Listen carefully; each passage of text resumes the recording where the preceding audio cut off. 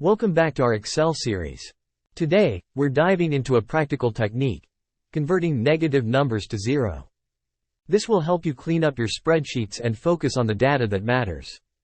In many cases, negative values in your data might not be relevant or could distort your analysis. We'll show you how to ensure that all negative numbers are consistently displayed as zero. Excel's max function is a powerful ally for this task. It allows you to compare cell values against zero and replace negatives with zeros. To use the max function, simply enter the formula equals max, B1, 0, in the cell where you want to transform the value. This formula will automatically turn any negative number into a zero. The max function is not just limited to this use. It can take multiple arguments, making it ideal for comparing a range of values and finding the highest one. For those who prefer conditional logic, the if function provides a direct way to handle negative values.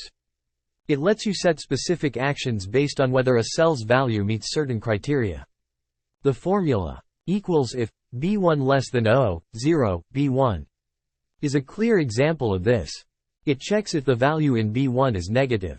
If it is, the formula returns 0. If not, it returns the original value. The if function is a cornerstone of conditional logic in Excel. It's versatile and can be used in a multitude of scenarios where you need to make decisions based on data conditions. Now, let's see how to put these formulas into action. Select the range of cells you want to apply the formula to and enter the formula. Excel will do the rest. After you've applied the formula to one cell, use the fill handle to copy it down or across your selected range.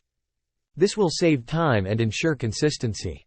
Once you've applied the formulas, review your data to ensure that all negative values have been correctly converted to zero. With these methods, you've gained control over how negative values are displayed in your Excel spreadsheets. This can be particularly useful for financial reports, scientific data, or any situation where negatives might not be applicable. Thanks for watching our tutorial on changing negative numbers to zero in Excel. If you like this content, please subscribe and hit the like button. Stay tuned for more Excel tips and tricks to supercharge your data skills.